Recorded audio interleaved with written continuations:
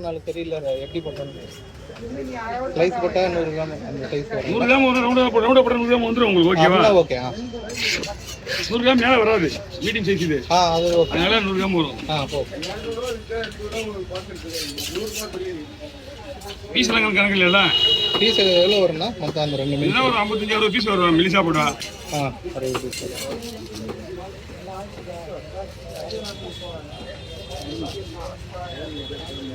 100 gram தாராளமாக வரும்.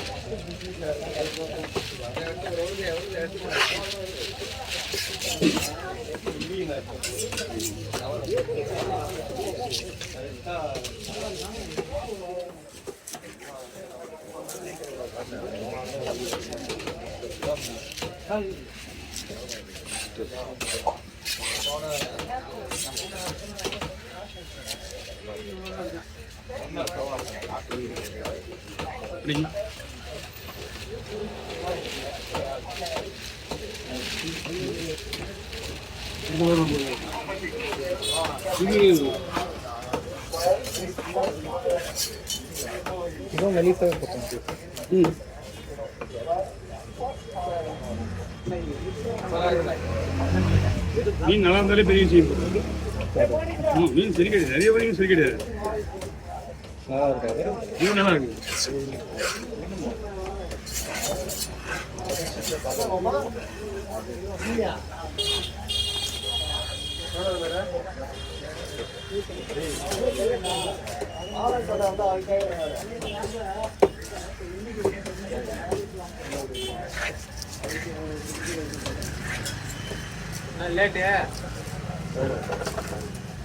வாங்கண்ணா.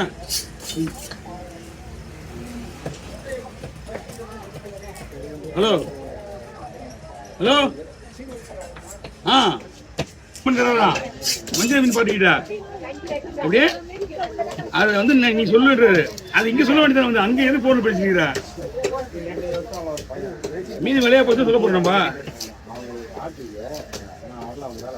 நேரில் வந்து காசு 300 சொல்லுப்பான்னா சொல்லி மிஞ்சி போச்சு. இங்கேயே 1000 கிட்ட போகுது கொஞ்சம். ஒரு 200 வச்சு 1200 போகுது சொன்னா அவங்க லேஸ் எல்லாம் வந்து 1400 ஒரு கிலோ. நேற்று இங்கே வாங்கினேன் ஆனே 1 கிலோ.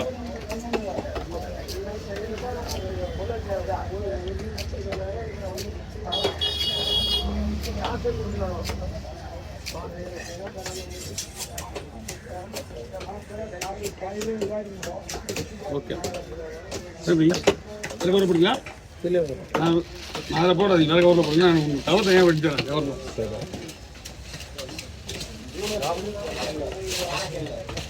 சொல்லுங்கம்மா.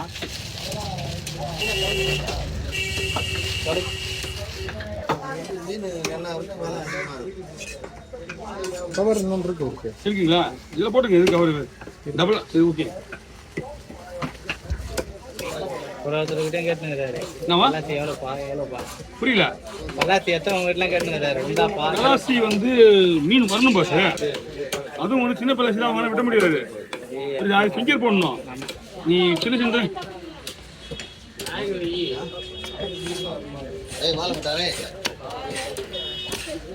கேட்டேன்.